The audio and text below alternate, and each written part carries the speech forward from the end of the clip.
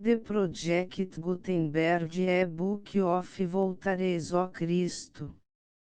These e-books for the use of anyone anywhere in the United States and most other parts of the world at no cost and with almost no restrictions whatsoever. You may copy it, give it away or reuse it under the terms of the Project Gutenberg license included with this ebook or online at www.gutenberg.org. If you are not located in the United States, you will have to check the laws of the country where you are located before using this ebook. Title: Voltaires o Cristo. Author: Camilo Castelo Branco. Release date: June 19, 2008. E-book Jogo da Velha 25844. Most recently updated, January 3, 2021. Language: Portuguese. Credits: Produced by Pedro Saborano. Produced from scanned images of public domain material from Google Book Search, asterisco asterisco asterisco start of the Project Gutenberg ebook Voltaires o Cristo. Asterisco asterisco asterisco Voltaires o Cristo. Porto Imprensa Portuguesa Bom Jardim, 181. Voltaires, ó Cristo. Narrativa por Camilo Castelo Branco. Porto Viúva Moré. Editora Praça de D. Pedro 1871. Um dos meus companheiros de jornada para a Vila do Conde era sacerdote idoso, de muito agradável semblante e maviosa tristeza no olhar, contemplativo. Os outros passageiros, gente alegre e agitada pelo trabalho íntimo de uma digestão rija, conversavam bestialmente a respeito do meu amado e honrado amigo José Cardoso Vieira de Castro. Sem intervir nas suas disputações, escutava-os o padre atento e melancólico. Compadecido até as lágrimas do formidável infortúnio que entretinha, entre chescos e insultos, aquela vilanagem, eu encarava no taciturno clérigo, e dizia entre mim, que pensara este ancião do desgraçado moço? Porque ampara ele a fronte a mão convulsa, e despede um gemido de aparente compaixão. Quem será que LH inspira? Ela que morreu, ou ele que tem diante de si um arrancar da vida com agonias, cujo prazo está nos segredos da morte? Apeamos em Moreira. Segui por debaixo das ramarias seculares que aformosentam a majestosa avenida da Quinta dos Vieiras de Castro, na qual o meu amigo residira 2 anos com sua esposa. Eu ia olhando para as árvores que ele amava, e cuidando que via despegar-se-lhes a folhagem que enverdecera quando no seio de aquele incomparável mar de seu pundonor caíram os gelos de um inverno sem fim. Observei que o padre me seguia a passo lento, e com o lance vago de olhos, aquele ver através de lágrimas, o cismar triste que os infelizes adivinham. Esperei, ele abeirou-se de mim e cortejou-me, tratando-me pelo meu nome. Perguntou-me se em aquela casa morara algum tempo o sobrinho do seu condiscípulo e amigo, o ministro de Estado Antônio Manuel Lopes Vieira de Castro. Respondi, aqui viveu os mais requentados dias de sua vida. Volvidos alguns segundos, prossegui animado pelo aspecto contemplativo do sacerdote, esta grande casa avulta-se-me como o túmulo da felicidade dele. Quando de aqui sorriram as duas almas, Vieira de Castro já não era feliz. Ele tinha a inteligência tão alta como o coração, e devia sentir-se ferido do profético terror de ver cair do pedestal do anjo a mulher que vestira da luz esplêndida do seu amor e de toda a poesia da sua juventude. Vieira de Castro, nos meses que viveu aqui, damnificou a sua hombridade de homem. Como vivia absorvido em apaixonada contemplação, e do céu e da soledade se lhe augmentavam os enlevos da vida íntima, o amor sopesou-lhe todas as faculdades, robustecendo-lhe a da soberba de ser amado de quem todas as mais paixões lhe pisava aos pés. A querida de sua alma não o viu descer de tão alto, até ajoelhar-se diante dela. Os homens de aquela têmpera, quando se arrependem de ter ajoelhado, erguem-se em um ímpeto de dignidade, e quebram o ídolo. O padre fitou-me com olhar de inteligência e comiseração. Detivemo-nos silenciosos e encostados à gradaria do portal. Depois voltamos para a estação onde nos esperava a diligência.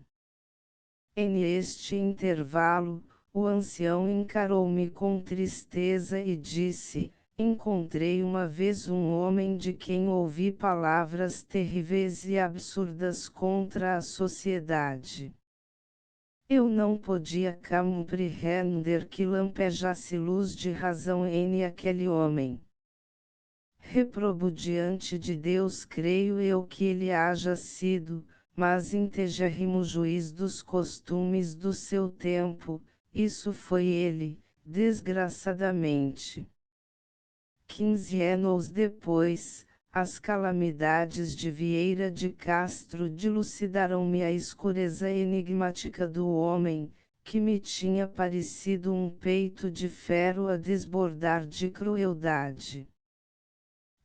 Momentos depois, ajuntou, como vê está em Vila do Conde, disponha de 2 horas inúteis, e vá a Póvoa, onde tomo banhos, se quiser ouvir uma história em que aparece esclarecido o absurdo pela infernal luz que lhe derramou a catástrofe desse grande coração. Não falaremos dele senão a sós.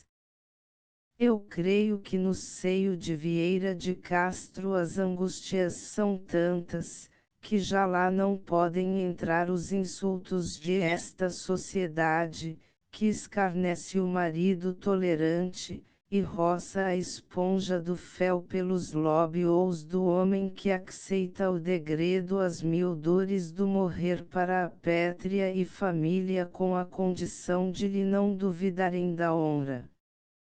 Foi. E o padre falou assim, e congela-se-me o coração de terror quando este relance pavoroso da minha vida me lembra. Já lá vão 15 anos. Ainda agora há noites em que a visão me sobressalta, e sempre o meu espírito se estremece com o mesmo confrangimento. Há 15 anos que eu pastoreava uma vigararia em Trás-os-Montes.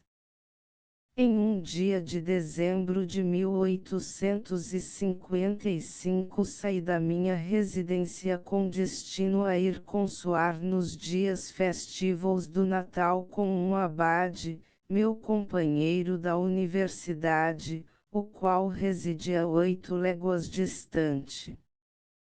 Como os caminhos eram péssimos e mal sabidos do meu criado, Perdemo-nos na cerração do nevoeiro, e chegamos tarde a um córrego, cujo pontilhão a enchente havia alagado. O único val possível estava légua e meia afastado.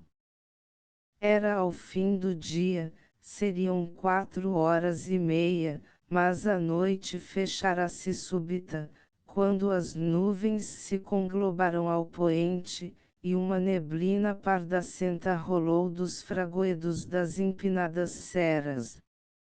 Retrocedemos assustados. O meu criado tinha visto de passagem, por entre as brumas, alvejar uma casa grande com aspecto senhorial de torres e ameias. Distava-nos dele obra de meia légua. Ganhamos a custo a lomba da serra, onde chegamos com noite fechada. De aqui enxergamos luzes trementes ao través de vidraças, e ouvimos o latir de cães. Apeei, e desci amparado no braço do criado, cujo coração palpitava de medo, não já de ladrões nem de feras, senão de fantasmas e lobisomens, que, no crer e dizer dele, eram valguers por aqueles despenhos e selvas de castanheiros.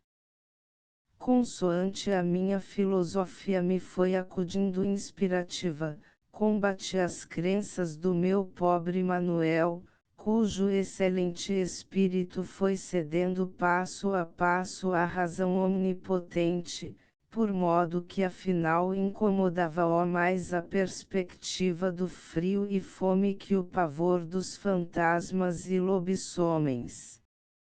Eu, em este receio, não lhe levava vantagem em fortaleza de espírito. Figurava-se-me calamidade superior às minhas forças o ter de pernoitar sobre um chão alagado, e sob o pavilhão de seu tão inclemente. Em esta conjectura, ouvimos o ladrar dos cães à nossa esquerda. A primeira vereda que topamos, na direção do consolativo signal de povoado, nos encaminhamos por barrocas lamacentas até entestarmos com um largo portão de quinta. Manuel aldrabou com quanta força lhe dera o contentamento, e esperamos, não sem receio de que os molossos da quinta remetessem contra nós de sobre os estrepes que vedavam o alto muro. Do parapeito do mirante surgiu um vulto a perguntar-nos o que queríamos. Respondi que era um padre, perdido no caminho de Mirandela, e pedia ao dono de aquela casa a caridade de me agasalhar e ao meu criado por aquela noite. Passado largo espaço, voltou o interrogador, que nos abriu o portão depois de haver acorrentado os cães, e nos meteu à cara uma lanterna de furta-fogo, deixando ver debaixo de cada braço uma pistola de alcance. Aquietado pela confiança que lhe incutiu a minha cara pacífica, e a tão pacífica quanto estúpida do meu Manuel, o criado caminhou serenamente diante de nós.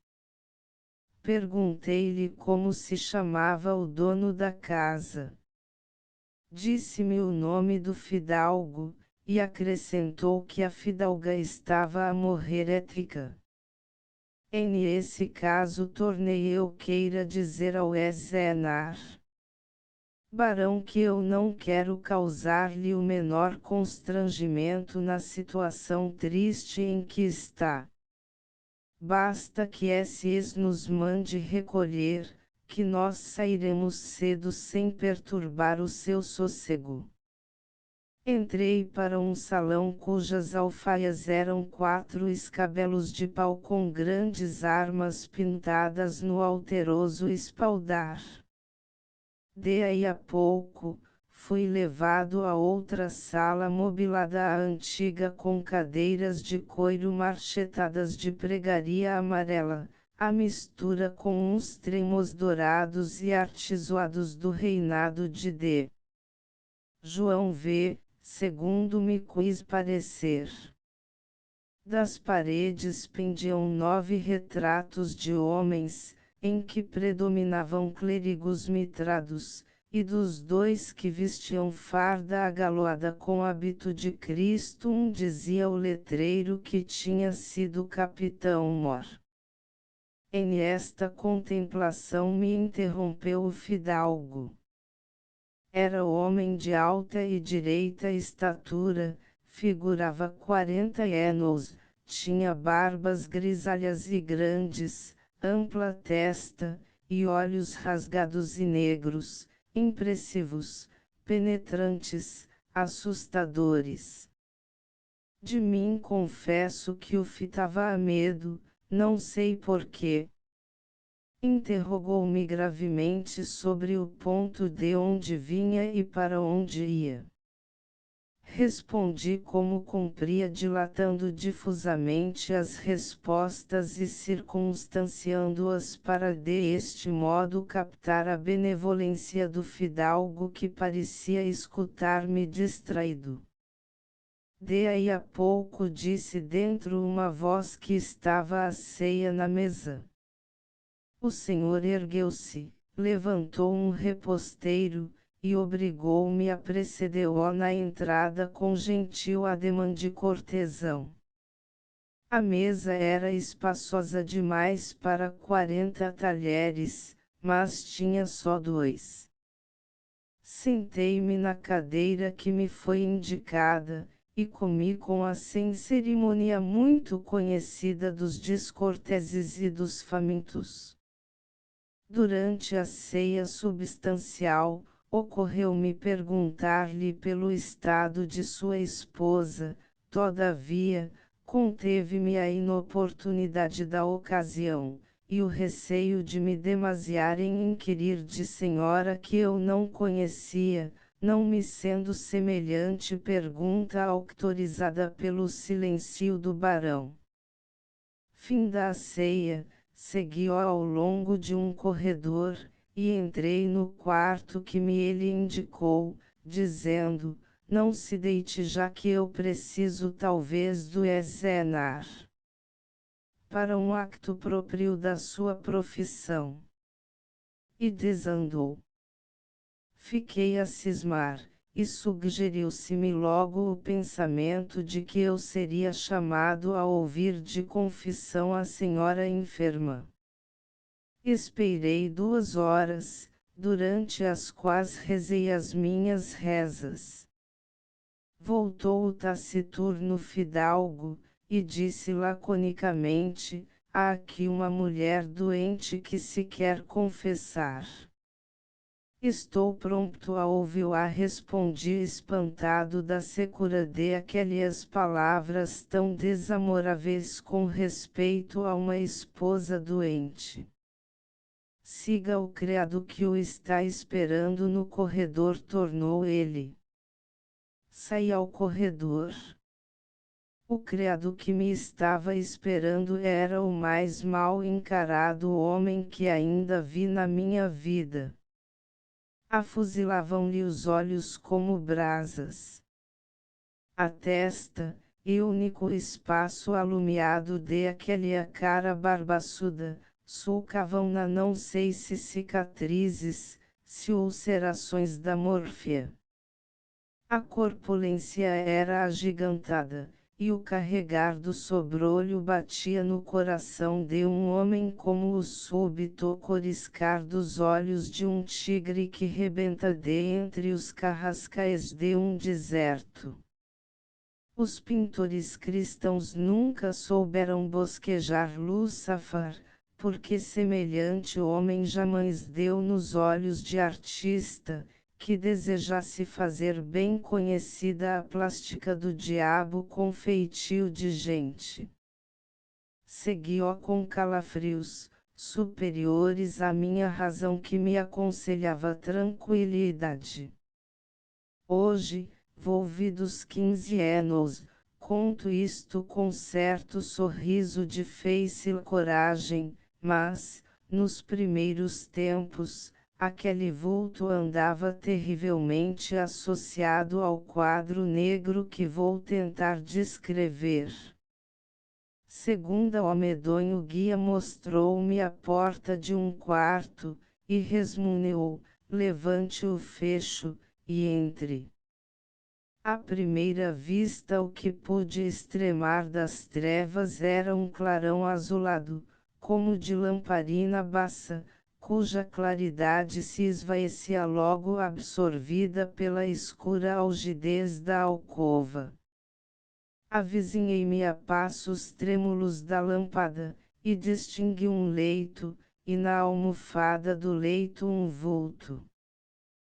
Fixei o que me parecia ser um rosto de criança, e pude entrever um semblante de mulher, com os olhos cravados em mim, olhos que vasquejavam os derradeiros clarões, olhos como devem de ser os dos espectros que surgem subitâneos nas trevas aos perversos que negam Deus e temem os espectros.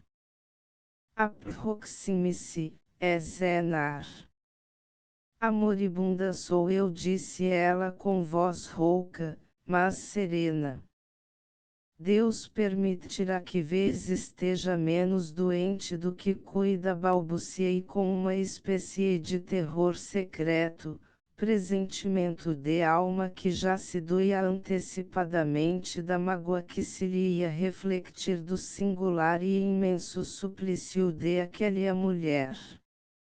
Fale baixo que nos escutam, voltou ela ciciando as palavras, e esbugalhando os olhos para a porta. Escutar-nos, repliquei com assombro, é impossível. Eu fui aqui enviado para ouvir-a de confissão, minha senhora, bem sei, mas isso não importa. Quero que me ouça, mas muito baixinho. Vou contar-lhe a minha vida como a Deus, mas não me confesso como a um padre. É um homem que há de ter pena de mim, depois de me ouvir, e me há de fazer um serviço que lhe pede uma agonizante, que crê em Deus, mas não pode crer na religião feita por homens que têm a semelhança do algoz que me mata. Isto dizia ela de afogadilho e febril, mas com abafações e ânsias augmentadas pelo medo de ser escutada. Mas não é em confissão que a senhora me quer revelar as culpas que lhe pesam na consciência? Perguntei. Não, Ezenar. Eu não creio na confissão. Do mal que fiz estou perdoada, tenho sofrido todas as torturas deste mundo, se as há no outro, nenhuma pode assustar-me. O meu dever seria combater a incredulidade de esta senhora com os sólidos argumentos de que dispõe a teologia contra mais poderosos adversários. Abstive-me, porém, de exacerbar o ânimo afligido da enferma por me parecer extemporânea a discussão e recear que o tempo escasseasse ao triunfo, nem sempre prompto, dos bons princípios. Não obstante, repliquei, no intento de encaminhá-la à piedade, se vês não quer confessar-se, diga-me que serviço posso fazer-lhe em benefício da sua alma, vá ver se alguém nos escuta, insistiu ela, apontando para a porta com a mão descarnada. Fui com repugnância, figurando-se-me que a minha posição no grêmio de esta família sinistra ia assumindo certa gravidade e um ar de mistério ou mais ou menos arriscado. Abri cautelosamente a porta, olhei ao longo do corredor, e nada vi, salvo lá ao cabo um lampião a tremer baloiçado pelas esfuziadas de vento que assobiava no tecto. Fechei a porta, asseverando à enferma que ninguém nos escutava. Ela então sentou-se com violento ímpeto no leito, aconchegou do pescoço, que transpirava, a colcha da cama, bebeu alguns tregos de água, e balbuciou com ansiosas suspensões: casaram-me há 6 anos com este homem que me mata. Eu amava outro homem, que não teve coração nem honra que me salvasse de tamanho verdugo. Meu pai sacrificou-me, cuidando que me felicitava. O homem que eu amava deixou-me sacrificar, porque não tinha peito que suportasse o peso de uma mulher pobre.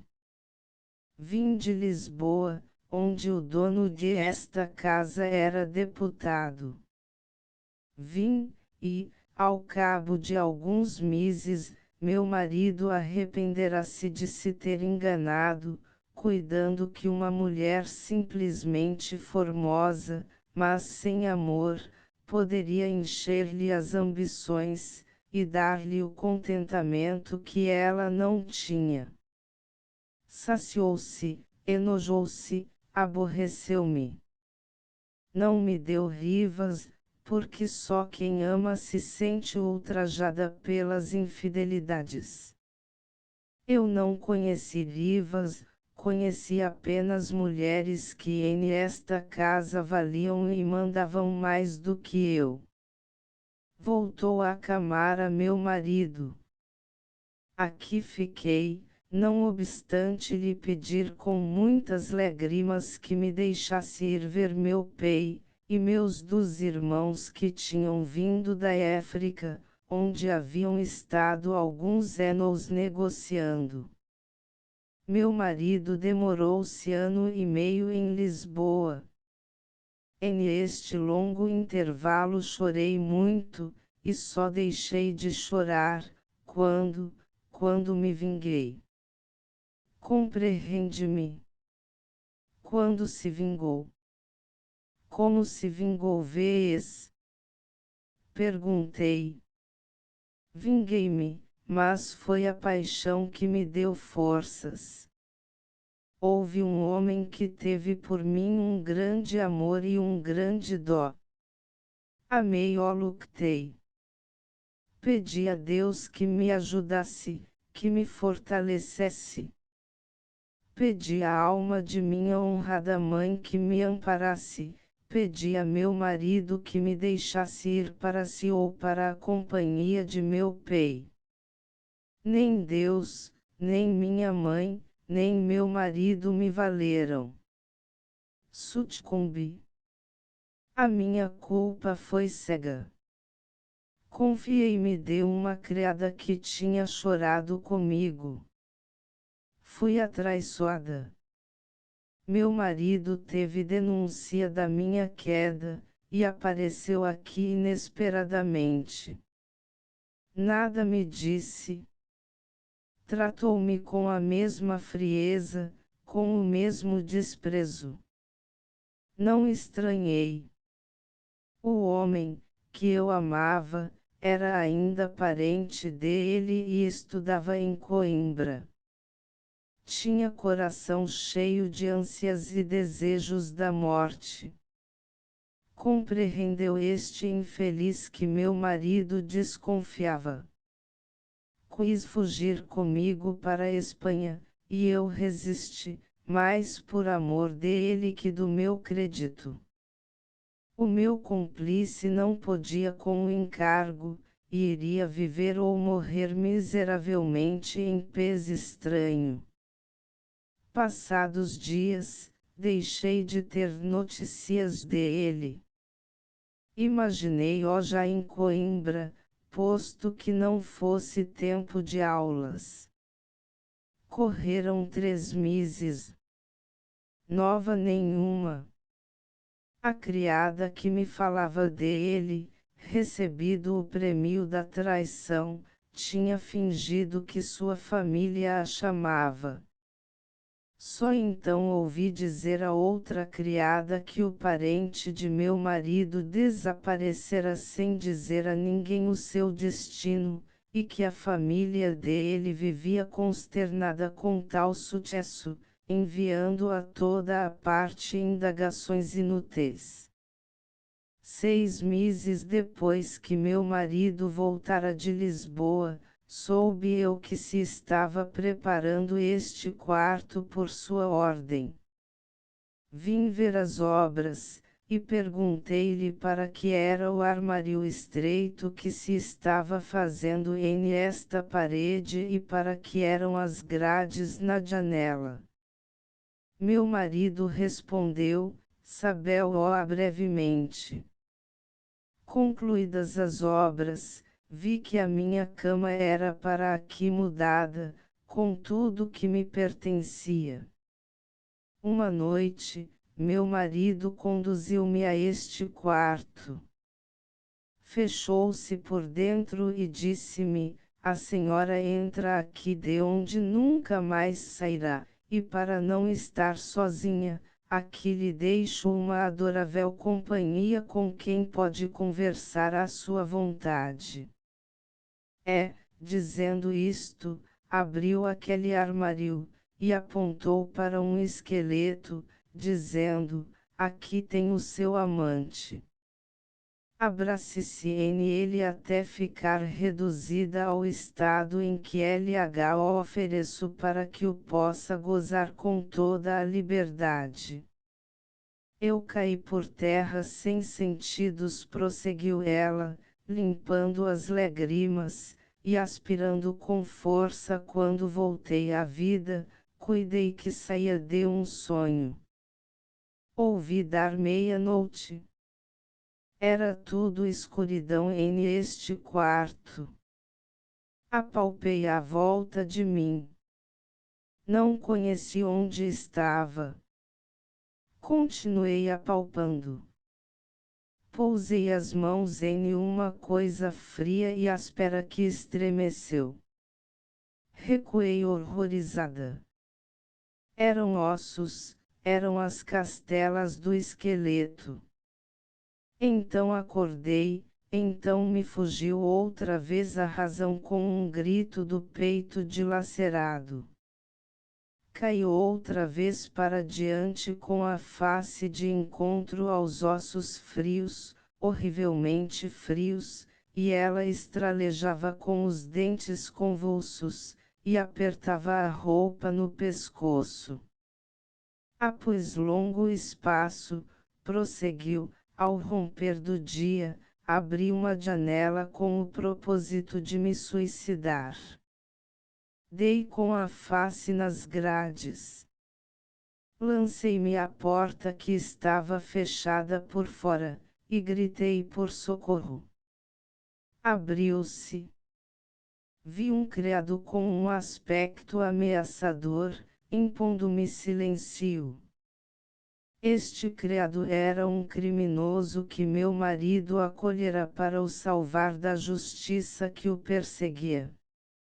Era esse mesmo que o trouxe aqui há pouco. É o único ente vivo que eu vejo há 2 anos 2 vezes por dia, quando me traz alimentos. Foi ele quem matou e espedaçou aquele infeliz. Dizendo, apontava para o armário do esqueleto. Continuou, eu quis suicidar-me pela fome. Não pude. Quando as agonias da morte começavam, eu lançava-me vertiginosamente sobre a comida, e devorava-a sem a consciência do que fazia. De outra vez consegui com um garfo romper uma veia, mas o sangue estancou, senti ânsias mortais, envelheci, desfigurei-me, segundo o que sinto, se palpo o meu rosto, que eu há 2 anos me não vi em nenhum espelho. Não consegui morrer. Voltei-me para Deus com rogos, com desesperadas súplicas. Orei muito, chorei muito, e obtive um grande benefício. Caí em um desalento, em uma somnolência de moribunda que durou não sei se dias se anos. Depois, quis levantar-me deste leito, e já não pude. Comecei a pedir a Deus a morte, e assentiu a avizinhar-se pela mão da divina caridade. Há de haver 3 horas que entrou aqui o confidente do meu carrasco perguntando-me se me queria confessar. Fiquei espantada da religião destes algozes, e respondi que sim, mas o que eu queria, é zenar. Padre, ajuntou ela estendendo para mim impetuosamente os braços, era pedir-lhe que depois da minha morte, faça saber a meus irmãos este miserável fim que eu tive, para que elas me vinguem. Acabava a infeliz de proferir estas palavras em voz mais desafogada, quando a porta que eu havia fechado por dentro se abriu impelida por um valente encontro. Terceira era o marido. Faiscavam-lhe as coas de rancor os olhos injectados. Crispavam-se-lhe os beiços retraídos. A cólera engasgava-o a ponto de tartamudear estas vozes ejaculadas a trecos: seus irmãos que venham cá e eu lhes contarei a vida da sua honrada irmã. E ela cobriu os olhos com as mãos, e resvalou para dentro da roupa, como se desejasse cair na sepultura.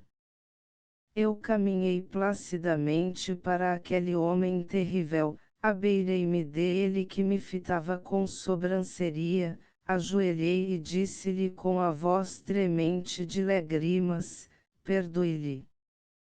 Deixe-a morrer em paz.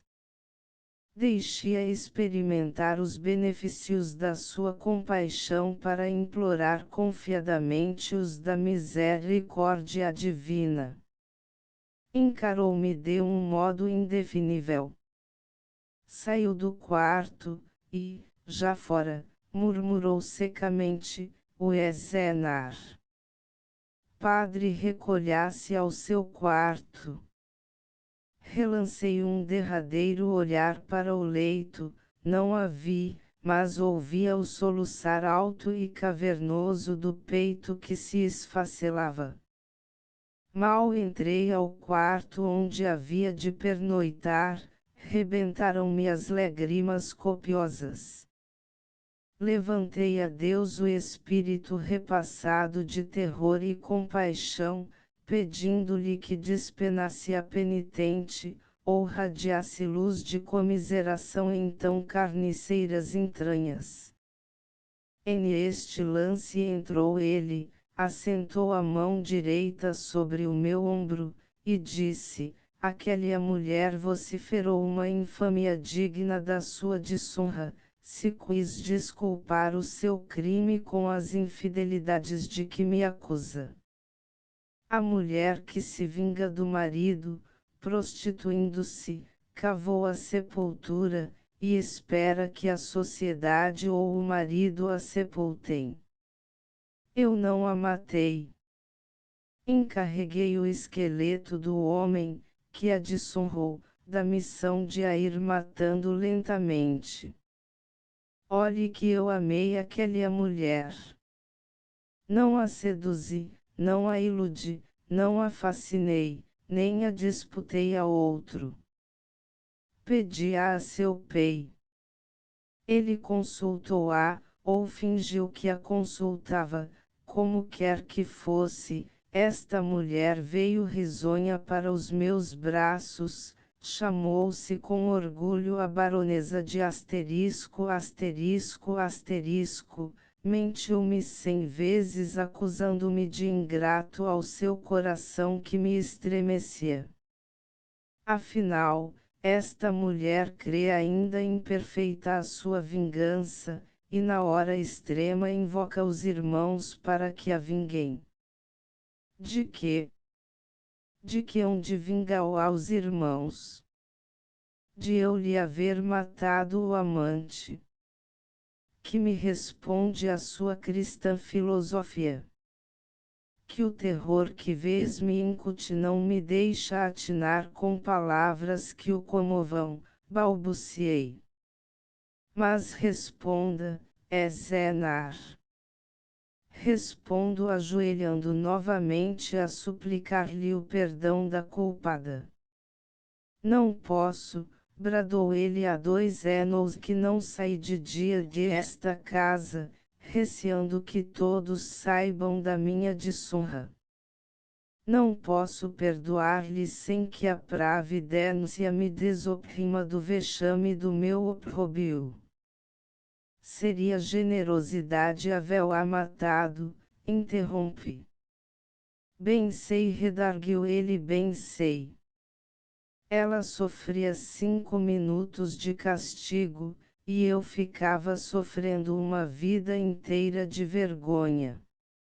Eram suplícios incomparáveis. Ei-la-me de que, se eu a houvesse esmagado debaixo do peiço da minha afrontosa desgraça, o mundo sanctifica-o-ia, lavando-lhe com hipocritas lágrimas os féritos da cara para que se atendesse somente às manchas de sangue nas minhas mãos de assassino. Compreende isto, padre? Conhece bem a sociedade em que toda a infâmia é uma convenção, e toda a honra de marido que se desafronta há de lutar depois com a desonra irritada dos maridos espoliados pelo zelo devacíssimo das esposas. Conhece o mundo como Cristo o encontrou há 1855 anos. Sabe o que veio fazer Jesus Cristo à terra? Morrer pela redenção dos que o mataram, é Zenar. Não o percebo, exclamou ele com um formidável brado, e saiu do quarto. Eu não pude adormecer. Parecia-me ouvir um gemido longo confundido com o sibilo do Nordeste no entravamento da casa. Rezei muito por ela. Ao alvorejar da manhã, vi um criado que perpassava no corredor. Perguntei-lhe a que horas se erguia o fidalgo. Respondeu-me que se havia deitado um quarto de hora antes. Pedi-lhe que mandasse o meu criado sair do seu quarto, e fizesse ao dono da casa os meus cumprimentos com os mais ardentes protestos de eterna gratidão. Despedi-me assombrado de aquela casa, onde se respirava um acre nauseativo de cadáveres. Ardia-me o peito e a cabeça por tal sorte que eu não sentia a chuva glacial de aquela manhã de 24 de dezembro de 1855. Fecho a minha história com a pedra que cobriu o cadáver da baronesa de asterisco asterisco asterisco. No dia 27 de dezembro me disseram uns pastores convizinhos que a fidalga morrera a hora em que as famílias honradas e felizes se ajuntavam para receberem as bênçãos dos seus anciãos, e comemorarem com sanctos júbilos o nascimento do Divino Redemptor. Agora dir-lhe-ei qual era o paradoxo, que tal se me figurou há 15 anos. Aquele cruelíssimo homem tinha-me dito, se eu a houvesse esmagado debaixo do peso da minha afrontosa desgraça, o mundo sanctifica-o-ia lavando-lhe com hipocritas lágrimas os féritos da cara, para que se atendesse somente às manchas de sangue nas minhas mãos de assassino. Ora, eu entendi a profunda verdade de esta cláusula depois que Vieira de Castro, ao cair agonizante sobre a terra onde tem de vasquejar largos anos, matou a esposa, porque a cingia apaixonadamente nos braços da sua alma. Morreu-lhe o coração. Ela não teria morrido, se o infeliz a pudesse arrancar de lá antes de cair. Concluída a narrativa, o sacerdote deteve-se olhando contra o mar que mugia funebremente nos fragoedos socavados. Depois, levantando para o céu os olhos úmidos e as mãos trementes, disse: Meu Deus, enviai segunda vez à terra o vosso divino Filho. Esta negridão gentílica é pior que a de há 2000 anos.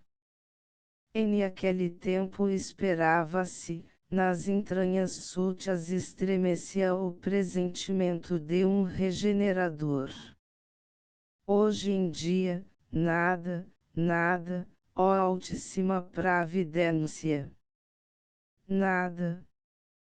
Mas, voltareis, ó Cristo. E prosseguiu, corridos instantes, que haverá já agora em esta vida que possa levantar a alma do seu amigo. O esteio da dignidade. Conheci-o quando os horizontes da vida se lhe prefiguravam e realizavam em risonhas prosperidades. O destino, como forçado pelo talento, ajoelhava-lhe. Não o admirei então, senão porque felicidade e Dínio pareciam dar-se as mãos e concertar-se no plano de o exalçaram, onde raro em Portugal subiram grande espírito e grande coração. Hoje cerram-se contra ele injúrias e trevas. A luz do seu honrado infortúnio é um reverberar sinistro de uma estrela funesta, cuja claridade lhe banhará a sepultura por esse viver das gerações além. A posteridade de seus irmãos irá a retemperar sentimentos de pundonor, e os descendentes de meus filhos cuidarão que me veem absorto entre elas defronte das cinzas de Vieira de Castro. Vai-se-lhe a vida diluída em lágrimas de sangue. Vai. Mas a página que deixa dirá que a onda da corrupção, quando chegou até ele, desfez-se-lhe aos pés. Se a onda lhe revolveu e abriu a terra da sepultura, aqui ou em África, não importa. Proverá Deus que ele não chorasse a felicidade que lhe mataram. Sobre quem mandará Deus que caiam as lágrimas que Vieira de Castro há de chorar por sua mãe e irmãos? No dia em que ele sair para a África, as almas compassivas irão às igrejas pedir ao Altíssimo que alumie o seio do degradado com um raio de misericordioso alento. Deixa-o ir, deixa-o esconder-se dos olhos de esta aviltante piedade que deixou de o apedrejar quando o viu perdido. Loura criança que eu vi, há 20 anos, alumiada pelas últimas alegrias da fugitiva infância, proverá a Deus que o sepulcro de teu peixe te abrisse então. Os embriões das tuas alegrias da juventude esmagou-os a pedra que desceu sobre o seio onde se perderam os tesouros que haviam de completar a felicidade da tua alma. O teu coração, aos 18 anos, abafava em si as amarguras da soledade, retraía-se em devorantes desejos do amor de família, a paixão santa, e única e profunda que eu te conheci. Quem imaginou que tu choraste amaríssimas lágrimas em aquela tua casa triste que demora solitária entre duas serras? No mais verde dos anos, abalizaste os teus anhelos juvenis entre umas árvores que teus avós plantaram, e ele, sozinho, esperaste que a providência te deixasse reflorir uma primavera na alma. O teu formidável espírito reagiu contra a mais crua sorte que ainda fadou uns 20 anos relegados de esse gozar comum que permite a cada homem sentir o alvorejar dos afetos e as músicas do céu que embalam a alma para sonhar venturas. Tu não a sonhaste quando o coração desbordava de seiva para renascer de suas mesmas cinzas, se a perfídia o cancerou com a sua peçonha. Um dia, já tarde, amaste pela primeira vez, quando te deu de rosto e te cegou a luz funesta que desce do céu com os anjos despenhados. Quando baixaste a face até ao chão onde ajoelhavas em adoração de criança que beija os lóbios de sua mãe, em adoração de pai que aconchega no seio as mãos de sua filha, sentiste que a desonra te cravava as garras, e te desentranhava do peito a alma, e te a expunha em pelourinho infame aos insultos dos que passavam. Tu não podias ajustar às faces a máscara que te ofereciam as mãos infames da tolerância. Ao teu rosto não podiam sair as lágrimas fáceis das almas vulgares porque era sangue, era a vida toda que te haviam arrancado. E tu premeditaste. Oh! Não premeditaste nada, infeliz. Quem contará as horas, os períodos de infernal duração que passaram na tua vida? Curvaste-te sobre o teu abismo, e ali quedaste empedrado até que resvalaste nas fosses da voragem. No teu baque levaste contigo um cadáver que te abrira o golfão com as mãos ainda quentes dos teus beijos. Não premeditaste nada, infeliz.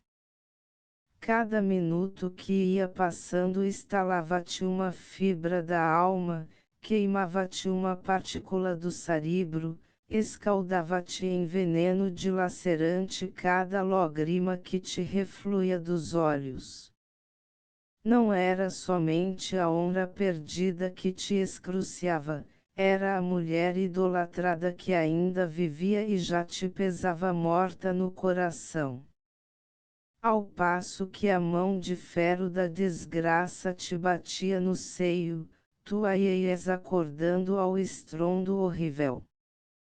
Cada instante era o precursor de novas trevas que se iam condensando, era o bago da areia que ia caindo, era uma esperança derruindo depois outra, era o ir-se toda a alma espedaçada até esvaziar-se o peito de lágrimas, e encher-se de rancor inexorável, espicaçado pela desonra e ingratidão.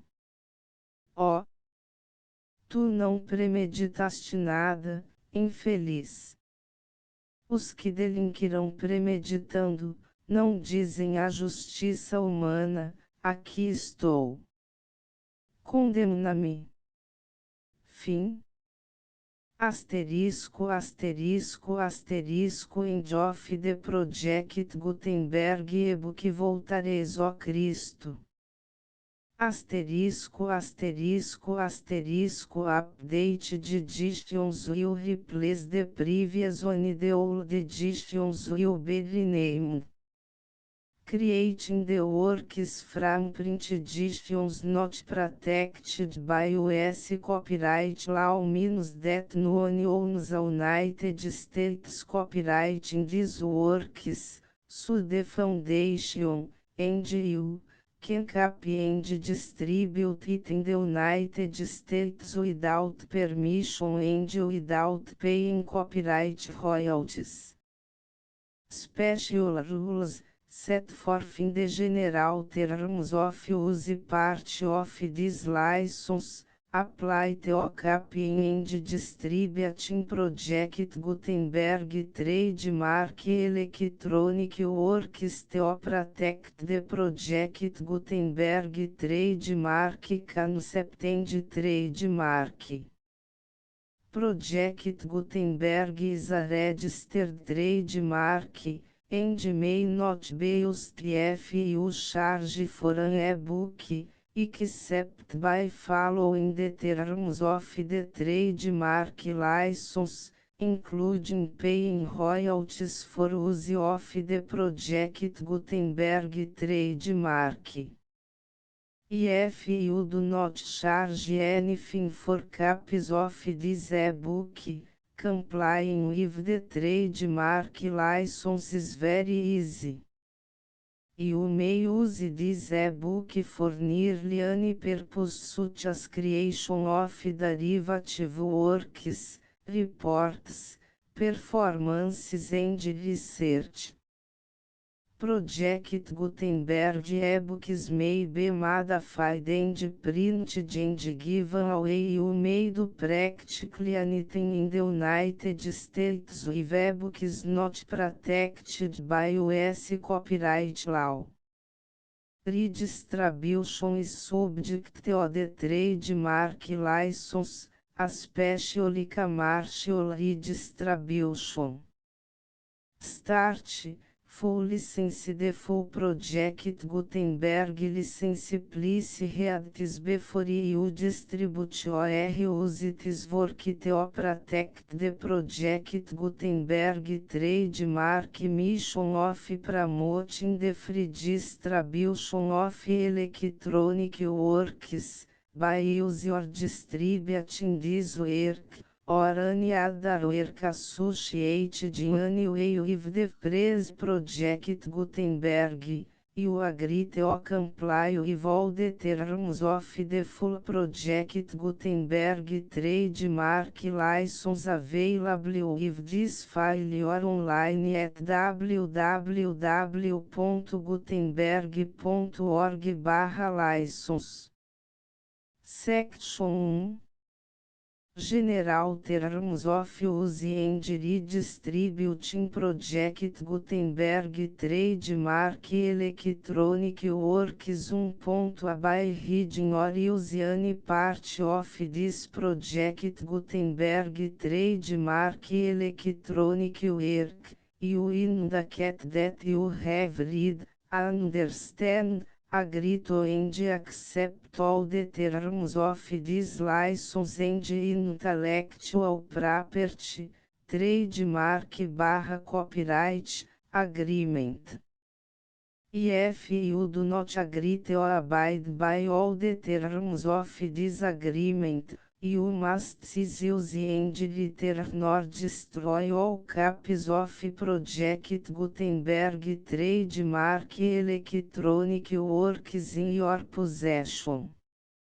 If you pay the fee for obtaining a copy of your access to a Project Gutenberg trademark electronic work and you do not agree to be bound by the terms of this agreement, you may obtain a refund from the person or entity to whom you paid the fee set forth in paragraph 1.8. 1.b Project Gutenberg is a registered trademark. It may only be used on or associated in any way with an electronic work by people who agree to be bound by the terms of this agreement. There are a few fees that you can do with most Project Gutenberg trademark electronic works even without complying with the full terms of this agreement. See paragraph 1.c below. There are a lot of physics and with Project Gutenberg trademark electronic works if you follow the terms of this agreement and help preserve free future access to Project Gutenberg trademark electronic works. See paragraph 1. Below. 1c. The Project Gutenberg Literary Archive Foundation, the foundation or PGLAF, owns a compilation copyright in the collection of Project Gutenberg trademark electronic works. Nearly all the individual works in the collection are in the public domain in the United States. If individual works are protected by copyright law in the United States and you are located in the United States, we do not claim a right to prevent you from copying, distributing, performing, displaying or creating derivative works based on the work as long as all references to Project Gutenberg are removed. Of course, we hope that you will support the Project Gutenberg trademark mission of promoting free access to electronic works by freely sharing Project Gutenberg trademark works in compliance with the terms of this agreement for keep the Project Gutenberg trademark name associated with the work. You can easily comply with the terms of this agreement by keep this work in the same format with its attached full Project Gutenberg trademark license when you share it without charge with others. 1.d. The copyright laws of the place where you are located also govern what you can do with this work. Copyright laws in most countries are in a constant state of change. If you are outside the United States, check the laws of your country in addition to the terms of this agreement before downloading, copying, displaying, performing, distributing or creating derivative works based on this work or any other Project Gutenberg trademark work. The foundation makes no representations concerning the copyright status of any work in any country other than the United States. Unless you have removed all references to Project Gutenberg. 1.1. The following sentence, with active links to, or other immediate access to, the full Project Gutenberg trademark license must appear permanently whenever any copy of a Project Gutenberg trademark work, anywhere on which the phrase Project Gutenberg appears, or with which the phrase Project Gutenberg is associated, is accessed, displayed, performed, viewed, copied or distributed. This e-book is for the use of anyone anywhere in the United States and most other parts of the world at no cost and with almost no restrictions whatsoever. You may copy it, give it away or reuse it under the terms of the Project Gutenberg license included with this e-book or online at www.gutenberg.org. If you are not located in the United States, you will have to check the laws of the country where you are located before use this e-book. 1.2. IF Individual Project Gutenberg Trademark Electronic Works Derived from Texts Not Protected by US Copyright Law, does not contain a notice indicating that it is posted with permission of the copyright holder.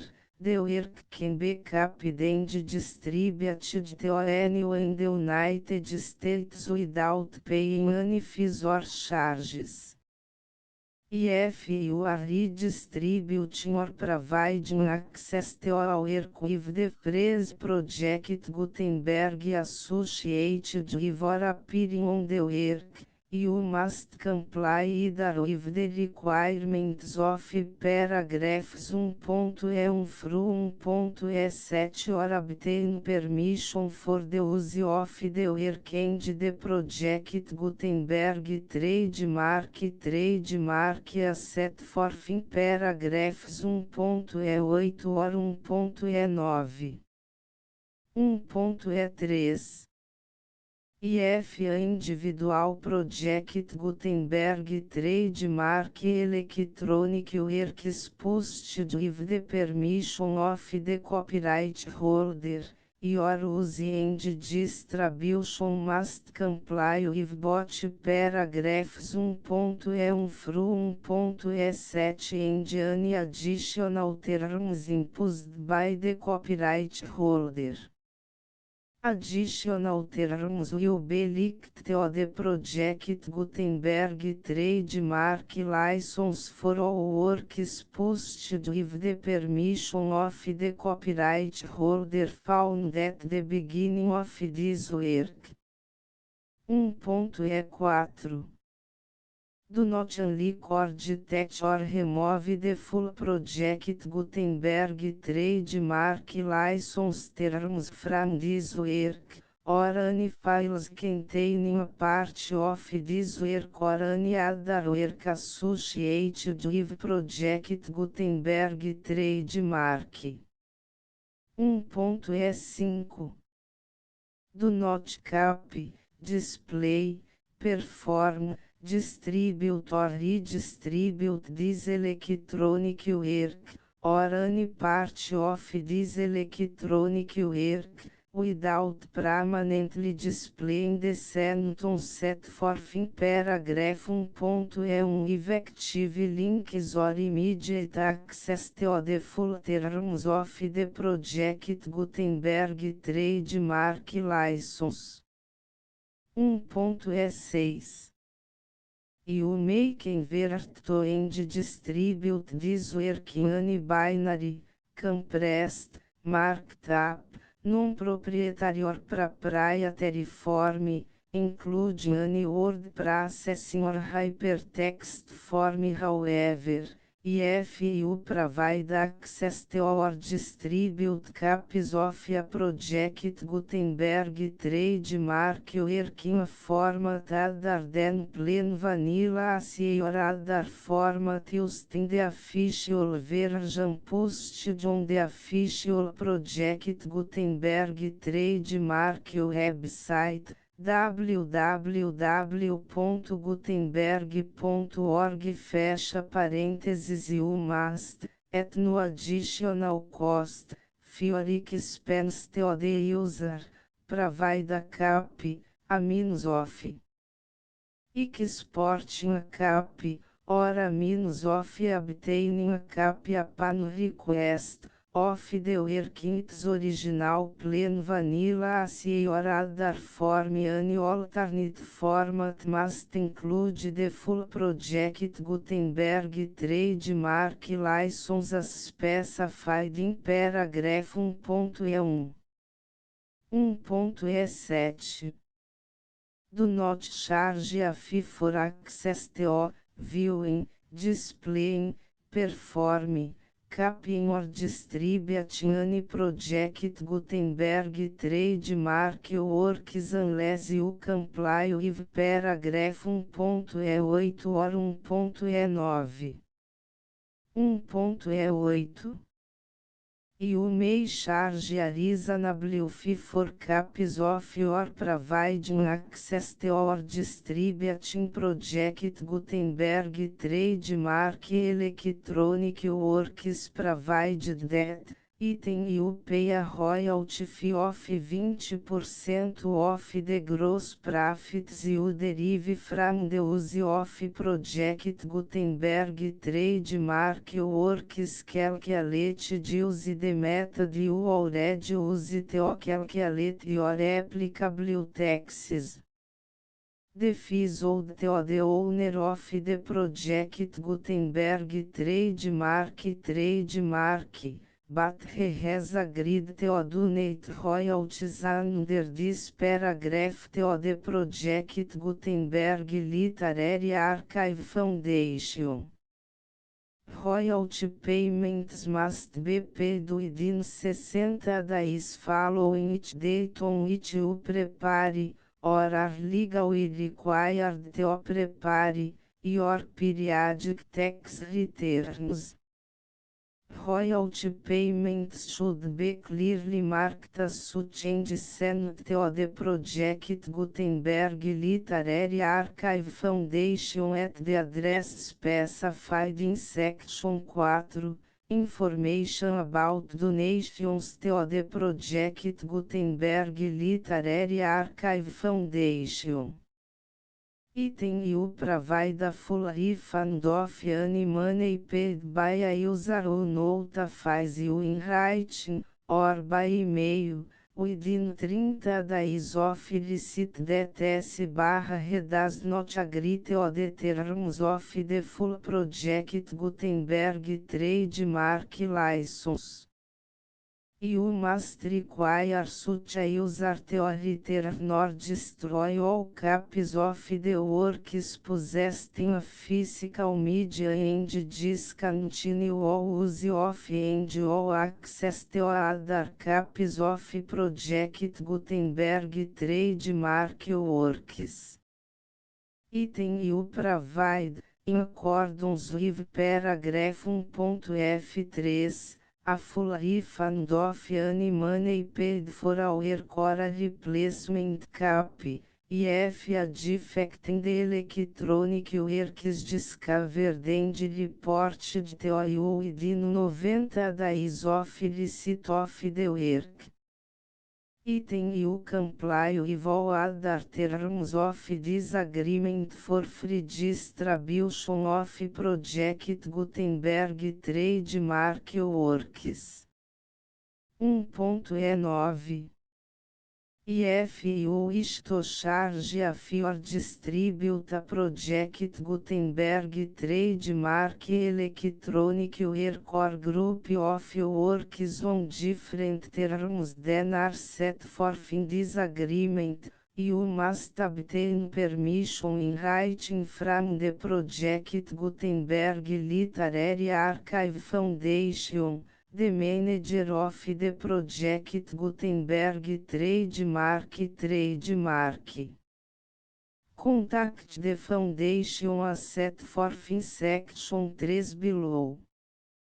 1.f1.f1 Project Gutenberg volunteers and employees expend considerable effort to identify, do copyright research on, transcribe and proofread works not protected by US copyright law in creating the Project Gutenberg trademark collection. Despite these efforts, Project Gutenberg trademark electronic works, and the media on which they may be stored, may contain defects such as, but not limited to, incomplete, inaccurate or corrupt data, transcription errors, a copyright or other intellectual property infringement, a defective or damaged disk or other medium, a computer virus, or computer codes that damage or cannot be read by your equipment. 1.f2 Limited warranty, disclaimer of damages, except for the right of replacement or refund described in paragraph 1.f3, the Project Gutenberg Literary Archive Foundation, the owner of the Project Gutenberg trademark, and any other party distributing Project Gutenberg trademark electronic work under this agreement, disclaim all liability to you for damages, costs and expenses, including legal fees. You agree that you have no remedies for negligence, strict liability, breach of warranty or breach of contract except as provided in paragraph 1.f3. You agree that the foundation, the trademark owner, and any distributor under this agreement will not be liable to you for actual, direct, indirect, consequential, punitive or incidental damages even if you give notice of the possibility of such damage. 1.f3 Limited right of replacement or refund, if you discover a defect in this electronic work within 90 days of receive it, you can receive a refund of the money, if any, you paid for it by sending a written explanation to the person you received the work from. If you received the work on a physical medium, you must return the medium with your written explanation. The person or entity that provided you with the defective work may elect to provide a replacement copy in lieu of a refund. If you received the work electronically, the person or entity providing it to you may choose to give you a second opportunity to receive the work electronically in lieu of a refund. If the second copy is also defective, you may demand a refund in writing without further opportunities to fix the problem. 1.f4 Except for the limited right of replacement or refund set forth in paragraph 1.f3, this work is provided to you as is, with no other warranties of any kind, express or implied, including but not limited to warranties of merchantability or fitness for any purpose. 1.f5 Some states do not allow disclaimers of certain implied warranties or the exclusion or limitation of certain types of damages. If any disclaimer or limitation set forth in this agreement violates the law of the state applicable to this agreement, the agreement shall be interpreted to make the maximum disclaimer or limitation permitted by the applicable state law. The invalidity or unenforceability of any provision of this agreement shall not void the remaining provisions. 1.f6 Indemnity. You agree to indemnify and hold the foundation, the trademark owner, any agent or employee of the foundation, anyone providing copies of Project Gutenberg trademark electronic works in accordance with this agreement, and any volunteers associated with the production, promotion and distribution of Project Gutenberg trademark electronic works, harmless from all liability, costs and expenses, including legal fees, that arise directly or indirectly from any of the following which would or cost or occur. A. Distribution of this or any project Gutenberg trademark work. B. Alteration, modification, or additions or deletions to any project Gutenberg trademark work, and C. Any defect you cause. Section 2. Information about the mission of Project Gutenberg Trademark. Project Gutenberg Trademark is synonymous with the free distribution of electronic works in formats readable by the widest variety of computers, including obsolete, old, middle-aged and new computers. It exists because of the efforts of hundreds of volunteers and donations from people in all walks of life. Volunteers and financial support to provide volunteers with the assistance they need are critical to reach Project Gutenberg trademark's goals and ensuring that the Project Gutenberg trademark collection will remain freely available for generations to come.